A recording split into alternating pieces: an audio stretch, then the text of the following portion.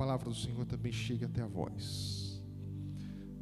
Mateus capítulo de número 27, verso número 45, diz assim: e desde a hora sexta na Bíblia é mais ou menos ao meio-dia nosso aqui, houve trevas sobre toda a terra até a hora nona, até as 3 horas da tarde. E perto da hora nona, exclamou Jesus em alta voz, dizendo: Eli, Eli, lama sabactani, isto é, Deus meu, por que me desamparaste? Amém e amém. Meus queridos irmãos, quando nós olhamos para a Bíblia Sagrada, nós encontramos nos Evangelhos um Deus que se revela por meio de Jesus, um Deus que era Deus, mas era também humano, se percebendo como humano, tendo todas as características do ser humano. E isso é maravilhoso sabermos, porque quando nós oramos a Deus, nós oramos a um Deus, irmão Cido, que já passou pelas mesmas condições em que nós passamos, e Ele entende o nosso coração. Nós não oramos a um Deus que é totalmente outro. Nós não oramos a um Deus distante, frio, que está lá no céu, sentado no seu trono de fogo e glória, e não conhece os nossos sentimentos. Não, a Bíblia nos relata um Deus que se fez homem, esteve entre nós, com todas as limitações. A Bíblia diz que Jesus teve fome, Jesus teve sede, Jesus teve tristeza, Ele chorou, Jesus teve medo, Jesus pediu a Deus para que passasse dele o cálice da cruz.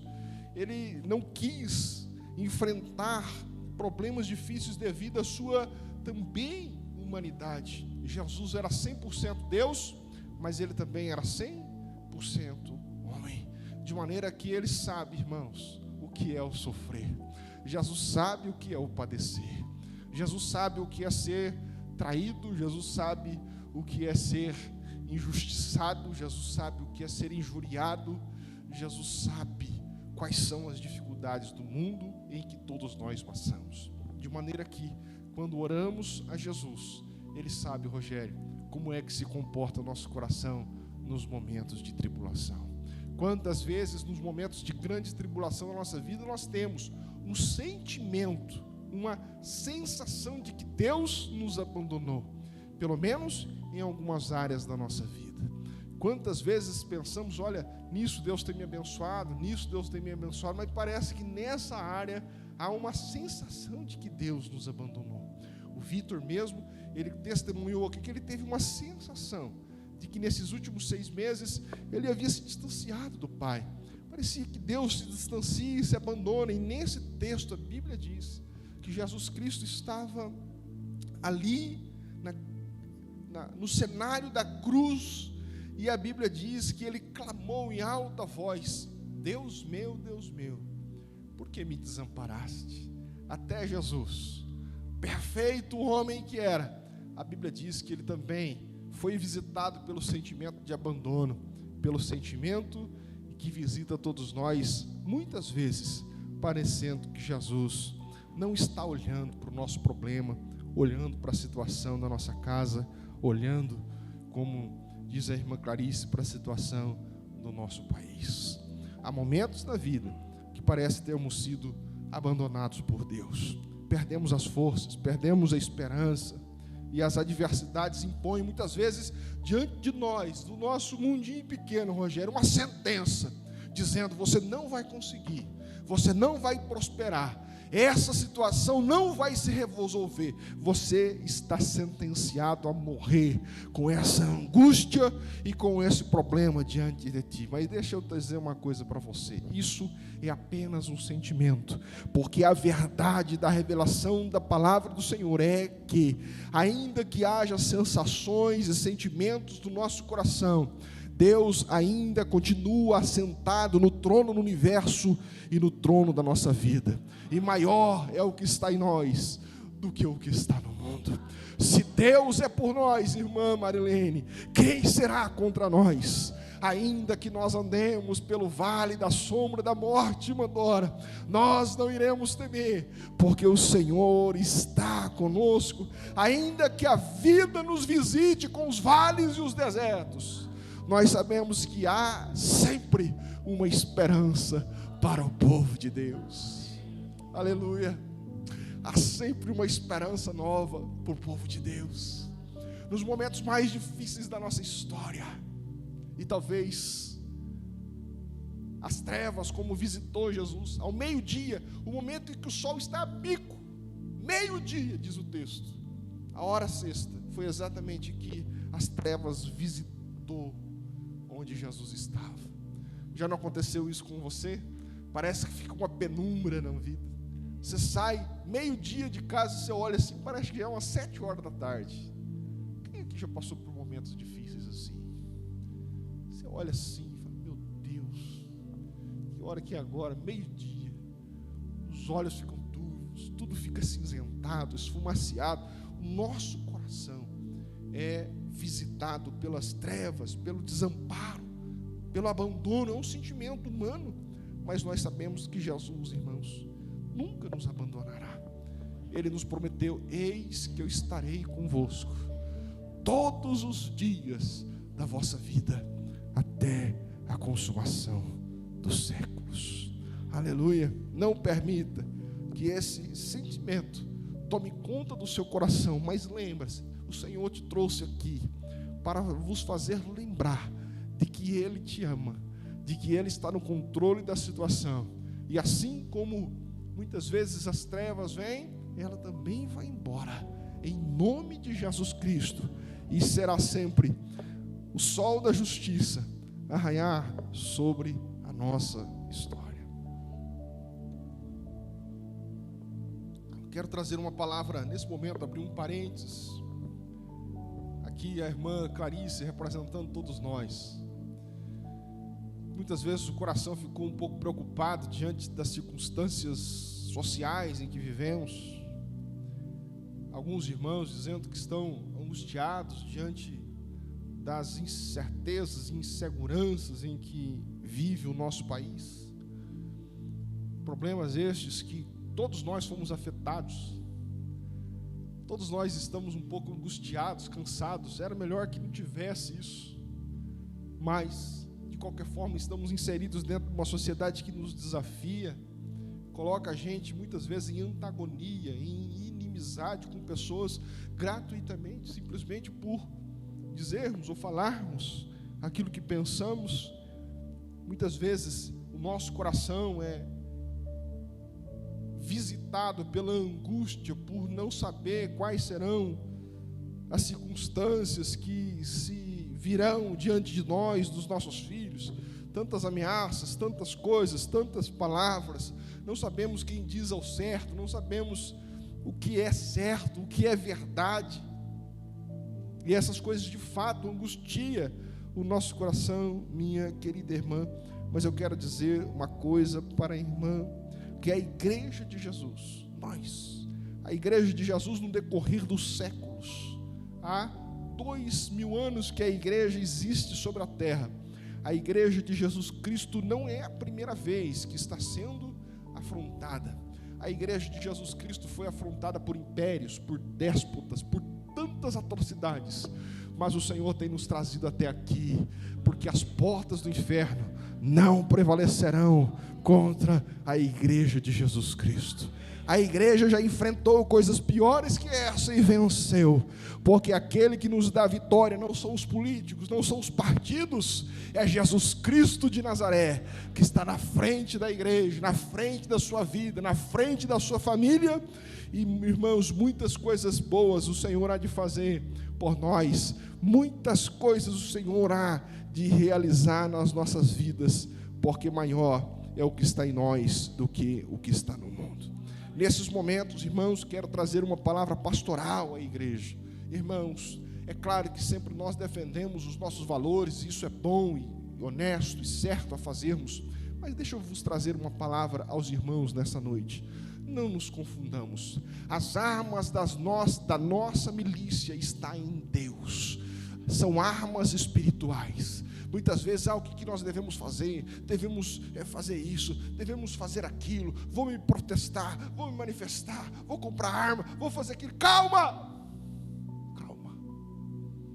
As armas que o Senhor deu para nós está lá em Gálatas, que é a palavra, é a oração, é a santidade, é permanecermos de joelhos dobrados, porque nós devemos crer ou não crer na palavra, mas o Senhor nos chamou hoje para crer, irmãos, que um joelho dobrado é mais poderoso do que qualquer exército.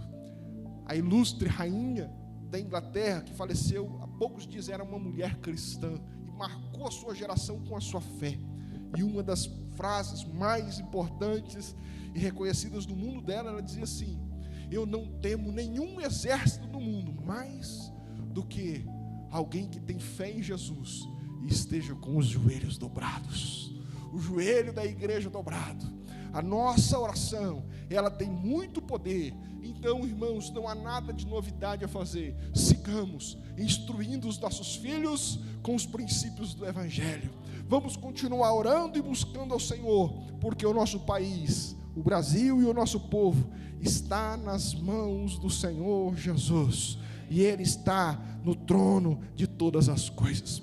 Quando olhamos para a história, aqueles que se lembram ainda da história, nós tivemos um momento da história que foi chamado de o período das trevas, a Idade Média. E é bom a gente lembrar disso, porque nós estamos lendo um texto falando que Jesus foi visitado para as trevas. O mundo também. E esse período da história foi conhecido como o período das trevas, porque foi impedido de que as pessoas pudessem pensar por si só. As Bíblias foram tiradas das mãos das pessoas para que elas não pudessem ter acesso genuíno e direto às Escrituras e seguissem apenas o Evangelho dito pelo poder estatal, que era o Império Romano. Eles manipulavam a pregação e pregavam do jeito que eles queriam, tirando do conhecimento do povo o verdadeiro Evangelho da graça, da salvação em Jesus Cristo, o Evangelho da fé. Mas, irmãos, nem mesmo essas grandes organizações e impérios do mundo puderam parar a igreja de Jesus Cristo. O Senhor levantou muitos homens no decorrer da Idade Média. Por exemplo, John Hus, um dos grandes reformadores. Se os irmãos não viram na internet, mas o dia 31 de outubro, passado agora, dias atrás, foi o dia em que a igreja comemorou o dia da Reforma Protestante. Um dos protestantes, um dos reformadores, John Hus, a Bíblia diz que a Santa Inquisição, que era um tribunal, mais ou menos igual o do Alexandre de Moraes, que prendiam as pessoas sem lei, sem ordem, ia lá, prendia e era pior, porque mandava matar. A Bíblia diz que a Santa Inquisição, que de santa não tinha nada, era a maldita Inquisição, mandou prender esse homem e matá-lo na fogueira, enquanto a fogueira era acesa, Rogério. Imagine isso. Hoje a gente fica com muito, nossa, perseguição, irmão, nós não sabemos o que é perseguição. Não sabemos. John Hus, enquanto a fogueira era acesa e começava já a queimar o seu corpo, ele gritou: das cinzas desse corpo nascerá um cisne que trará a libertação da igreja. O cisne, representado por Martinho Lutero, 100 anos depois de John Hus, se levanta como o grande reformador da igreja.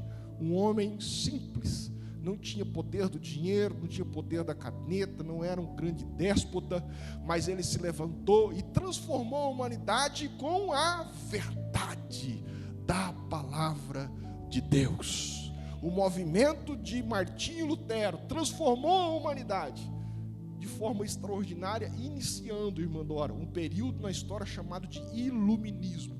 Foi trazido de novo à mente dos homens da nossa terra a liberdade do pensamento, a ciência se multiplicou, muitas coisas boas aconteceram, e o Evangelho de Jesus Cristo, antes aprisionado dentro das igrejas que eram representadas pelo Império Romano, agora começam, a partir de Martinho Lutero, serem traduzidas para o alemão, para o francês e por tantos outros idiomas, até chegar aqui no Brasil.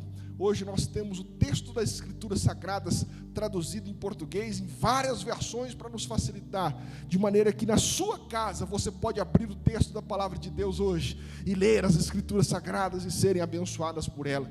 E eu faço essa lembrança histórica para dizer aos irmãos: irmãos, a igreja já passou por muitas coisas muito mais difíceis do que essas que nós estamos passando, e nós fomos vencedores. A igreja do Senhor Jesus Cristo está de pé, porque a palavra de Deus, ela não pode ser negada. A Bíblia diz que todas as coisas passarão, mas a palavra do Senhor, ela há de permanecer sobre a face da terra pelos séculos dos séculos. Não se preocupe, irmã Clarice, irmãos, não abata o coração por isso não. O Senhor está no comando de todas as coisas. Os governos são determinados por Ele. Ele está no comando de todas as coisas, e o Senhor continuará atuando dentro do nosso coração, dentro das nossas vidas e através das nossas vidas para as gerações futuras.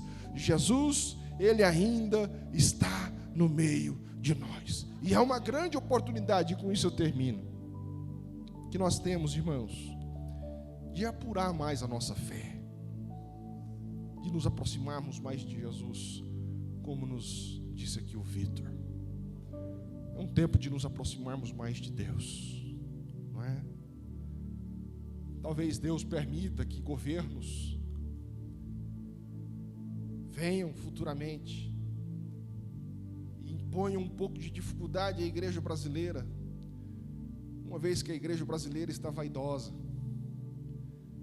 uma igreja que senta nos bancos com ar-condicionado, com boa palavra, boa música, mas muitas vezes se esquece de no dia a dia, como nos lembrou aqui o Vitor, de termos intimidade com Jesus.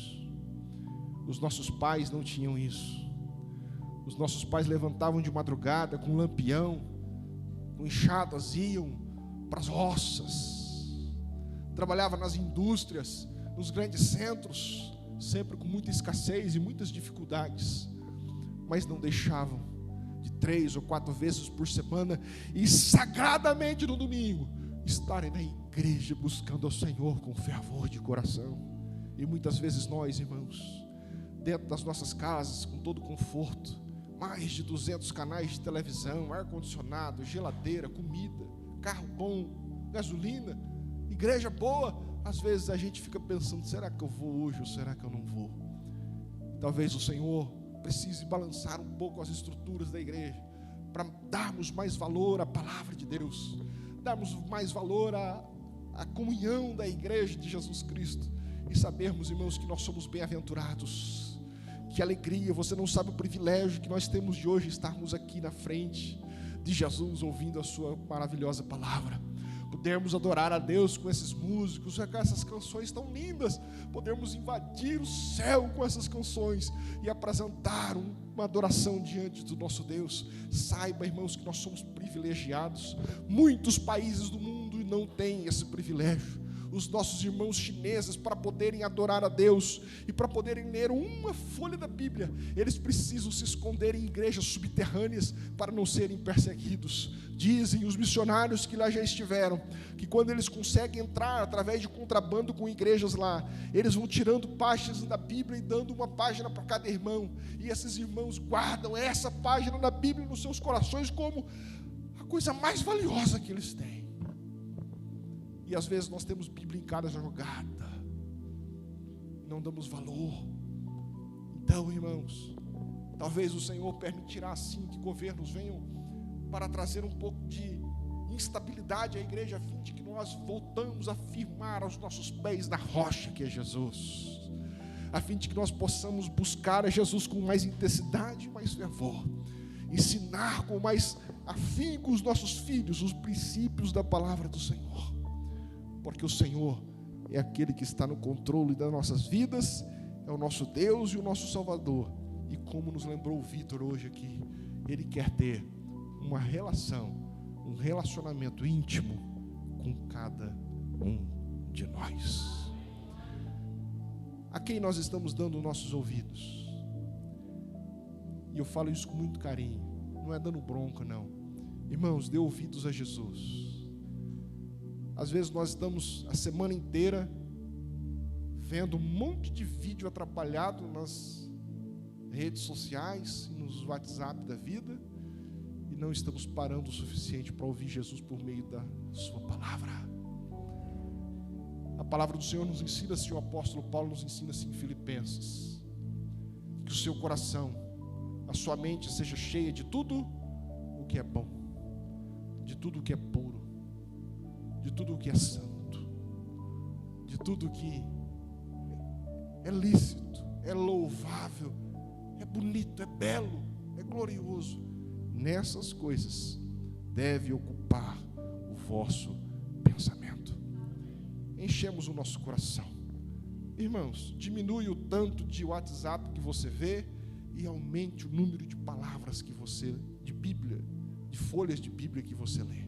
Você vai ver que o seu coração vai começar a ser mais restaurado e mais alegrado. Eu tenho visto, irmãos, tem sido tóxico muitas vezes isso.